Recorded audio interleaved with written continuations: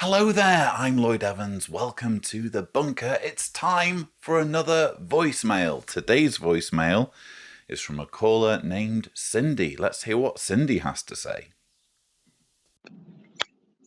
Hi, Lloyd. This is Cindy. Thank you for your activism and all of your very helpful videos.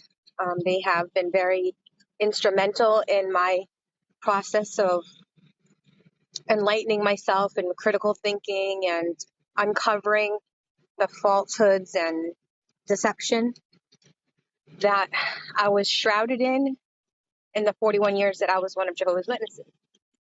So I just have a few questions in regards to um, how to navigate post exit or post exodus, and how you, in the first years of your waking up process. um, Let me just kind of summarize my story up to the point that I'm at right now. So I started doing research into early 2019, between February and April, and discovered very early on that um, I needed to get out. There were things that were unreconcilable in my conscience regarding the child sexual abuse, um, the shunning, the blood, and the constant flip flopping of their beliefs as it suited them to control and manipulate people. Um, Aside from all of the financial masquerading that the organization does, and deceiving their people. So early on in 2019, I started to wake up. I already set a plan to move or distance myself from my family, to move out of my family's household and move at a distance that would not expose them to my thoughts. However, I created my own YouTube website or YouTube page where I kind of journaled the process, and um, I think it was very premature, very amateur as far as like the information. I was just basically repeating all of the information that I had divulged from all of the other activists and XJW communities and pages on YouTube. My mother came across my page. She saw a letter of disassociation that I had um, pre-written in case I wanted to give it to the elders.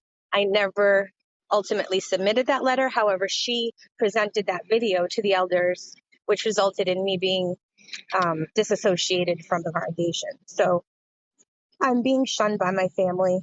Um, all this during the COVID-19 pandemic, and therefore made it complicated to expand my friend circle. And so it's been very kind of isolated and lonely. I do have my boyfriend and his children and his family that have rallied support around me, and others that I was close to that have also exited are very supportive. However, I'm wondering, as far as it relates to your family, I'm finally getting to the point of the question. Um, how how many times or how frequently did you attempt to reach out to your father after you exited? Um, did you write to him? Did you try to call him? At what point did you um, kind of settle in your mind that you would no longer have communication with him, and you were okay with that? I'm still kind of struggling with it. I feel like if I stop, it somehow represents that I have no interest in having a relationship with them, and that's not the case. However, I know that it's not healthy for me to keep pining for something that's not an option. So, how do I balance that, and how do I maybe get closure on that, as far as letting go of my relatives, as you say, rather than and creating a new family. Should I write to them and kind of put it all in one letter? And then if they respond, good. If not, please let me know your thoughts. Wow, what a great message. I'm sorry that things have worked out so badly for you, at least in terms of the timing. It sounds as though things were taken out of your hands once your YouTube channel was discovered and the preemptive letter of disassociation. Things just got out of hand, it sounds like, and your mother involving the elders meant that you ended up disassociated earlier than you perhaps would have liked. I don't think you can or should blame yourself for the way things happened. You need to process things in a way that's right for you. Unfortunately, this is just an incredibly controlling organization, an incredibly paranoid organization that hunts people down. I think I got my phone call inviting me to an apostasy trial, as I call it, within maybe a couple of weeks of starting to show myself on my YouTube channel. So that's how quickly things happen for me. So I can totally relate to your story. And yes, even if it's something that you are mentally prepared for or emotionally prepared for, it's still a distressing situation for these things that were previously hypothetical to become a reality, and to actually see your family go through with this thing that you just previously expected them to do, but to actually see them do it for real, it's a very painful experience. I can only tell you that things do improve with time. It's still very raw for you now. This whole thing dates from 2019. Well, that's very recently, isn't it? So just give yourself, time to heal, and certainly don't blame yourself for the situation you're in, because if you stop believing, what are you supposed to do? Things maybe happened more quickly than you would have liked, but they probably would have ended up happening one way or another anyway. So at least this way, you're further along in your journey to emancipation and freedom.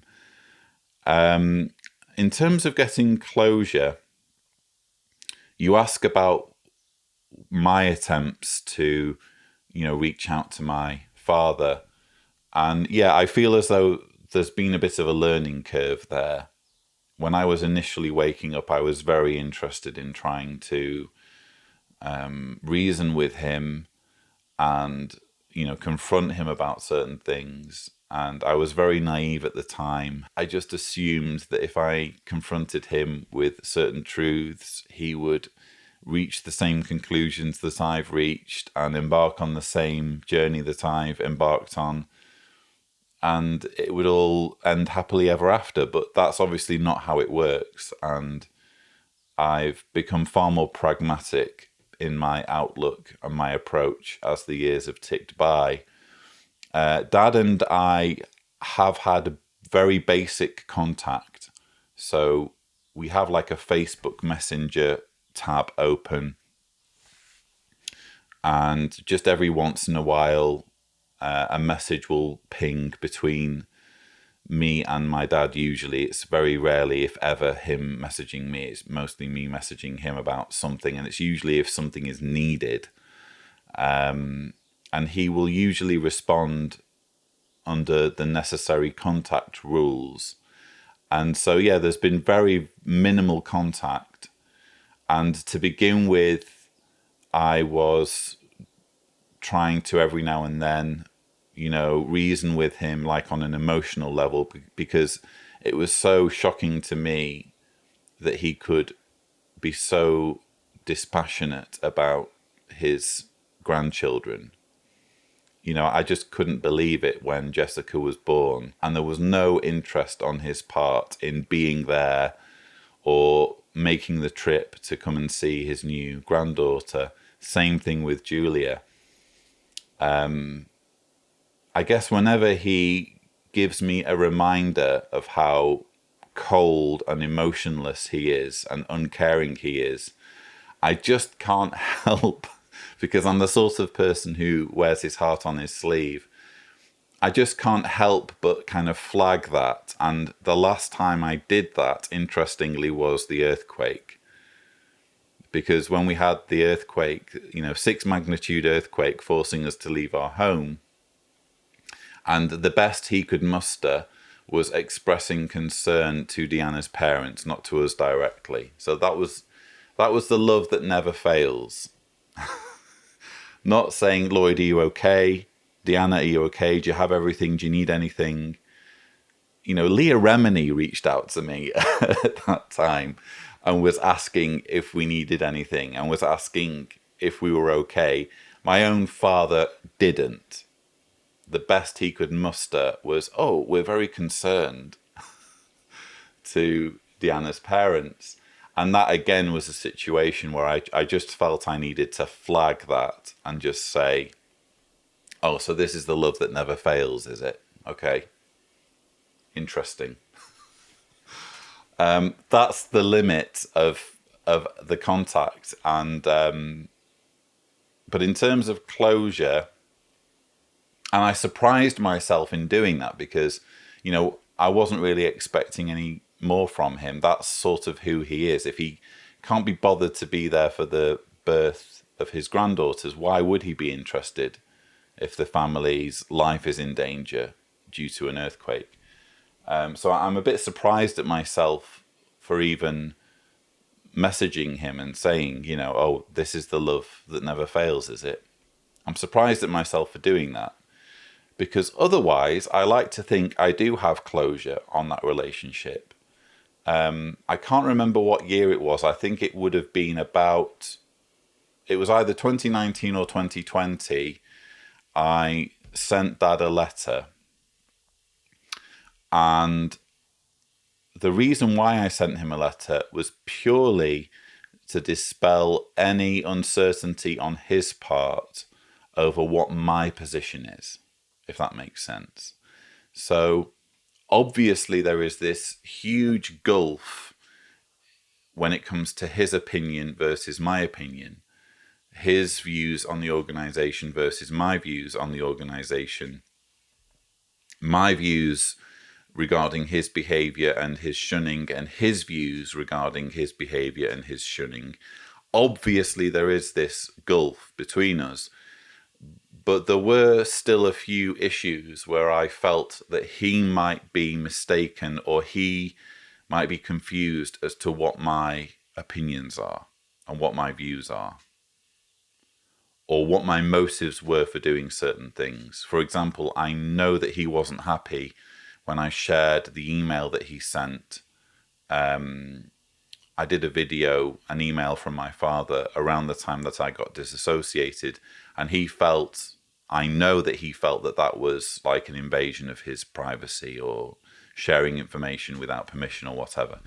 And so I wanted to make abundantly clear why I did that, why I shared the email, what my motives are, what my views are, just so that he can't at any point turn round and say that he's in any way confused, just so that there is no basis for ambiguity. Whether he agrees or disagrees, he can't say that he's in any doubt as to what my side of things is. And so that was why I sent the letter. I'm kind of confused that I even messaged him following the earthquake, because I feel as though that letter did give me closure. I feel that I'm in a far better mental space now when it comes to processing my father's shunning and treatment and behavior than I was, let's say, 4 or 5 years ago. And the letter just helped to bookend the whole thing, and has just helped me to put everything in order in my mind. If that sort of thing would help with you, then yes, I can recommend, writing a letter, if only to make sure that your mother isn't confused about what your side of things is. Because it could be that she is confused. It could be that she does question your motives, or she does think that you've done things a certain way for a certain reason that is completely not the reason. So if it gives you closure to just respectfully state your version of how things went down, so that it's there in writing and you've made your case. When I wrote my letter to my father, I made it very clear that I wasn't expecting a reply. He's welcome to reply if he wants to, but I don't expect a reply. And furthermore, I don't expect him to wake up. I said that in the letter. I think you're going to go to your grave believing this. And I'm finally okay with that, is what I said towards the end of the letter. And so if it gives you closure to say something similar to your family and say, look, I'm moving on now. I have my own life to live. You've made your decision. I've made my decision. And these are the reasons why I've made my decision. Whether you agree with them or not, this is my version of what happened. For the record, almost. If that helps give you the closure you need, then yeah, go for it. What's stopping you? Just try to be as measured and respectful as you possibly can. I do sympathize with you when it comes to starting out in the COVID era. That's a really crappy time to be building a new social network, a new community. But at least you have your boyfriend and your boyfriend's family, and it sounds like one or two ex-Jehovah's Witnesses. I think that's plenty for now, quite frankly. This pandemic can't go on forever. There will be opportunities, more opportunities to expand your network in the future. I think it's just a case of hanging in there and knowing that you're not alone. So many people who've listened to your message are in the same situation and able to relate. And social media makes it much easier for us to all get in contact with each other and support each other. I mean, can you imagine what it would be like doing this whole thing before social media and before the internet? Then you really would be alone, wouldn't you? Or it would be very, very difficult to make connections with others who are in this situation. That's my advice, really. If a letter will give you closure, like it gave me closure, then yes, I can recommend it. But ultimately, it's just a case of navigating these issues in the way that's best for us individually and in a way that serves our mental health as well as possible. But that's all I have to say on this voicemail. What do you think, viewers? What's your advice in this situation? Let me know in the comments below. If you would like to leave a voicemail, the thing to do is to head on over to speakpipe.com/Cedars, remembering to indicate clearly if you don't want me to share your message on my YouTube channel. But that's all I have time for. Don't forget to subscribe to the Lloyd Evans channel for more such videos. And as always, thank you for watching.